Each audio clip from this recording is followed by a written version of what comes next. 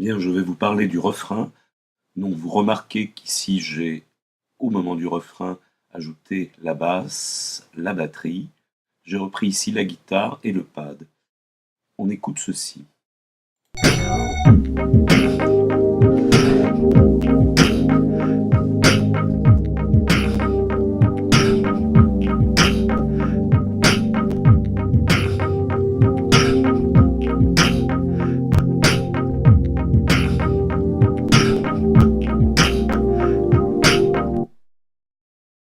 Là, pour faire évoluer ceci et le rendre plus caractéristique pour un refrain, mon idée c'est d'amener des éléments rythmiques, donc une batterie et une basse, qui vont venir accélérer en fait ce qui se passe. Donc j'ai choisi deux échantillons que je vais placer. D'abord sur cette piste libre, donc je vous rappelle la manœuvre. Je clique ici dans la 23e mesure. Ici, je mets bien à 0 et importer fichier audio. On écoute déjà cette batterie.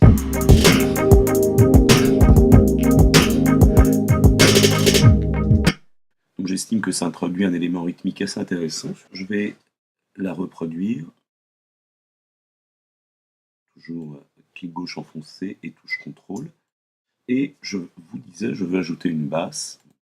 Je clique dans la 23e mesure, je mets bien à 0 et là voilà, donc on n'a plus de pistes audio disponibles. Et donc c'est là que il faut savoir comment créer d'autres pistes, parce que là en fait, je vais ouvrir en grand.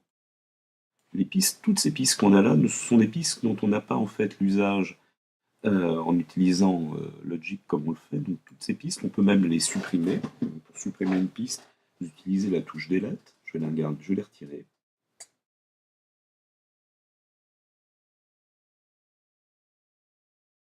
Voilà. Donc ces pistes, je les supprime. Mais pour rajouter de nouvelles pistes, la technique à employer est celle-ci. Donc on se met sur la piste qui se trouve le plus en bas et on va faire fonction piste créer.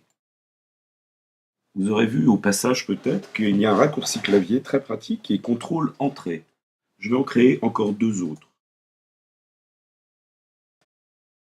Voilà, là on a 4 pistes qu'on va utiliser, mais le problème c'est que toutes ces pistes sont la 9e piste audio, alors qu'il faut vraiment avoir une piste séparée pour chaque élément.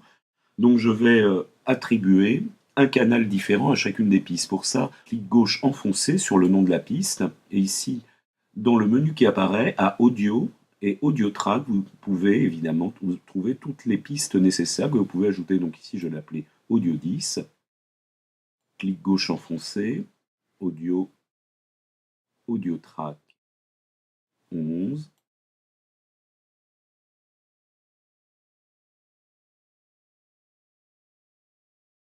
Et donc là, j'ai bien 4 nouvelles pistes. Je sélectionne la piste 10 et je vais, dans la piste 10, importer donc la basse. Audio, importer.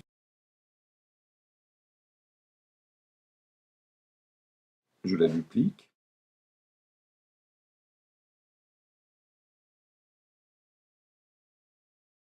Et on écoute ceci.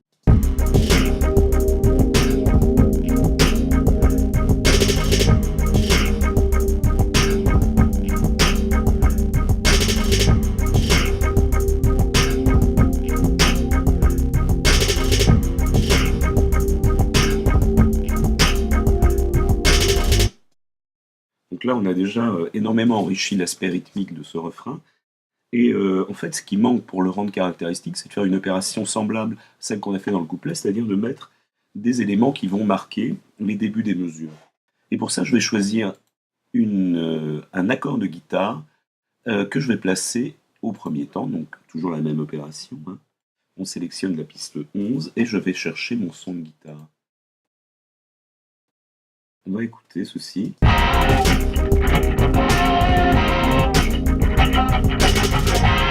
Donc là, vous entendez bien sûr que tout ce qui se passe dans cet échantillon ne nous intéresse pas. En fait, ce qui nous intéresse, c'est uniquement le tout premier accord. Voilà, ceci.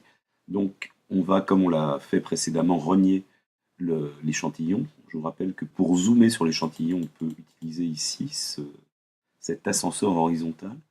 Et donc, je rogne en maintenant le clic gauche enfoncé jusqu'à ne garder que le tout premier accord. Voilà, là je reviens plus large et on écoute.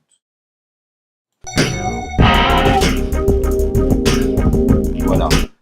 Comme je l'ai fait pour le couplet, je vais mettre cet accord au milieu du cycle et dans la piste suivante, comme pour le couplet, j'ai employé la même technique, je vais remettre le même accord que je vais transposer. Mais cette fois-ci, je vais le mettre uniquement, voilà, juste avant. Et donc, on va transposer cette piste 12 comme on l'avait fait plus tôt. La piste 12, voilà. Et donc, je vous rappelle la manœuvre, hein, stéréo, logic, spécial, pitch shifter. Et ici, de la même façon, je vais le transposer de la même quantité, 3 demi-tons ou une tierce mineure. Et ici, je mélange de façon à n'avoir que le son transposé. Si je mettais ici à 0, je n'aurais pas le son transposé, j'aurais le son de départ. Ici, il sera mélangé à égalité. Et là, on n'a que le son transposé. Voilà, maintenant on va écouter ceci.